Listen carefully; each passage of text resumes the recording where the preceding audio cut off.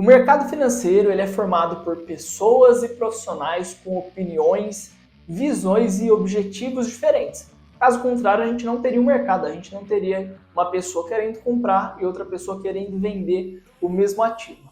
Mas se existe um tema que gera muita controvérsia e muitas opiniões diferentes de grandes especialistas e nomes do mercado, é a economia chinesa, e é sobre a China que a gente vai conversar nesse vídeo. Fala pessoal, meu nome é Renan Zanella, eu faço parte da equipe de análises da Convex Research. Se você se interessa por economia, investimentos internacionais e gestão de portfólio, inscreva-se no canal para você não perder os conteúdos que saem todas as semanas. Bora lá para o nosso vídeo. A China é um caso muito singular da economia global, porque ela foi um país que conseguiu crescer anualmente a uma taxa superior a 7%, extremamente alta, e conseguiu se transformar de uma economia agrícola para uma economia industrial. Quem se beneficiou com isso foi o mundo, porque durante muito tempo, especialmente depois da entrada na Organização Mundial do Comércio, em 2001, a participação da China nas exportações global cresceu demais, e a China conseguiu então, durante muitos anos, exportar deflação para o mundo, principalmente porque ela tinha uma mão de obra extremamente barata.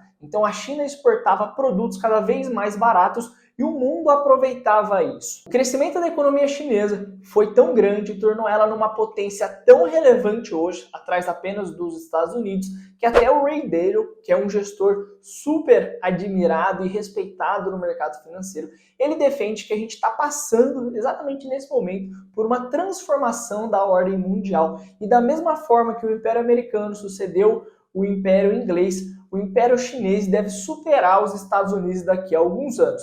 Eu tenho algumas discordâncias, mas ele tem bons argumentos. Fato é que a China cresceu muito e ela tem uma participação hoje na economia global muito relevante. Isso tanto é verdade que ela representa hoje mais de 50% da demanda de algumas commodities e para o Brasil em especial, ela representa 1/3 de tudo que nós exportamos. Então a China é muito importante para a gente como parceiro comercial e é importante para o restante do mundo. Mas o país vem passando por algumas dificuldades e um desses desafios, um desses problemas que é muito pouco comentado, existe muito pouco material em língua portuguesa, é a volta do discurso da prosperidade comum.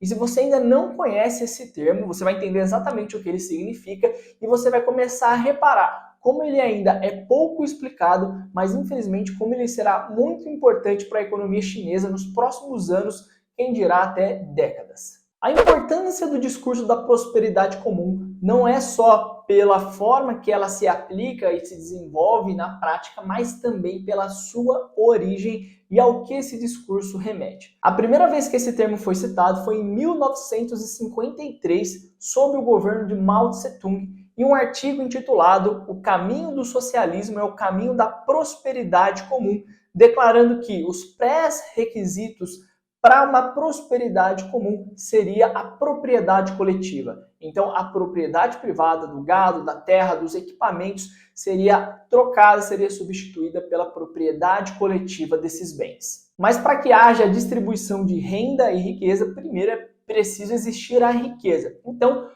a etapa de prosperidade comum, ela sucede um primeiro estágio que ficou conhecido como Getting Rich First, de Deng Xiaoping. Então, a China se concentrou por muitos anos em crescer como país, fazer essa transição de uma economia agrícola para uma economia industrial, e agora a gente estaria então vivendo essa etapa de redistribuir, de dividir, de repartir aquilo que foi construído nos últimos anos. O atual presidente da China, o Xi Jinping, prometeu aos seus cidadãos que o país avançaria em direção à prosperidade comum até 2035 e que em 2050 a meta estaria 100% estabelecida.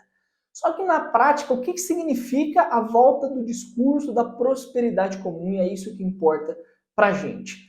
Em algumas palavras, mais intervenção do Estado na economia, menos do setor privado e mais do setor público. Isso já começou a acontecer em algumas províncias, começou também a haver uma regulação mais forte sobre imposto de propriedade, imposto de herança. Além disso, alguns setores específicos, principalmente o setor de tecnologia e o setor de educação, sofreram uma regulação muito forte. Isso tem desincentivado o empreendedorismo e a produção de riqueza. E essa política não se restringe apenas em maiores impostos e intervenção do governo, mas também controle sobre a vida privada, sobre a vida pessoal das famílias. Tanto é que os jovens começaram a ter uma limitação de quanto tempo eles poderiam jogar videogame.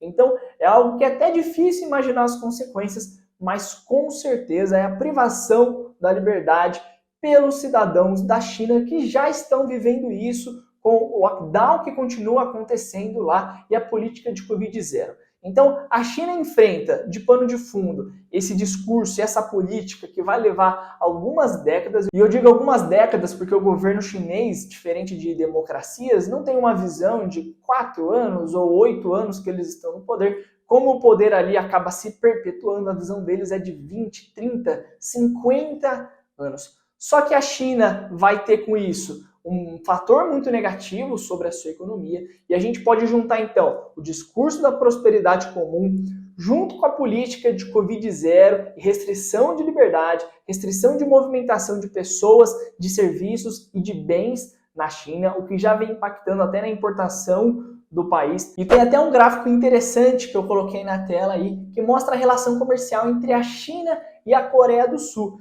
Durante mais de 28 anos, a China sempre importou mais do que exportou para a Coreia do Sul. A Coreia do Sul, que naturalmente é uma economia exportadora, uma economia que mostra bastante para a gente o que está acontecendo na economia global. E pela primeira vez, então, em quase 3 décadas, esse cenário mudou, com a Coreia do Sul tendo um déficit na sua balança comercial com a China. Ou seja, a Coreia do Sul importou mais do que exportou, o que revela mais sinal de fraqueza para a economia chinesa. E se não bastasse tudo isso, um dos principais motores de crescimento, que foi o setor de construção civil, está passando um aperto muito forte. A gente pode ver isso através dos casos de default, de inadimplência e pedidos de falência de incorporadoras chinesas, e também porque a tendência demográfica da China vem reduzindo bastante a demanda por imóveis, assim como os preços que subiram muito. Então tem um estudo da Bloomberg, esse que eu acabei de colocar na tela para vocês, que estima que para a gente voltar a ter um equilíbrio entre oferta e demanda do mercado imobiliário chinês, seria necessário que as construções caíssem cerca de 25%. Um declínio que, se ocorresse, seria pior do que o que foi visto no Japão depois da bolha de 1989. Então, além de tudo, a gente tem esse desequilíbrio no mercado imobiliário chinês que, caso as coisas se resolvam de uma forma mais tranquila, a gente teria uma contribuição negativa para o PIB, o que pode acarretar em mais fraqueza para a economia chinesa e recessão, mas caso se resolva de uma forma mais grave, a gente pode ter até crises financeiras e crises políticas na China. Fato é que dizem que no Brasil até o passado é incerto, mas isso também se aplica para a China, pois há muitos profissionais que duvidam, que não acreditam na credibilidade dos dados que são fornecidos pelo governo chinês e dizem que esses dados econômicos, até os dados da última década, foram manipulados. Da nossa parte, continuaremos acompanhando os desdobramentos nessa economia que é muito importante para o Brasil e para o restante do mundo. E se vocês quiserem deixarem nos comentários, a gente pode fazer um outro vídeo, agora que você já entende o pano de fundo, já entende o que é prosperidade comum, um outro vídeo só para tratar de outros indicadores econômicos da China e quais são os sinais que eles estão nos dando. Até a próxima!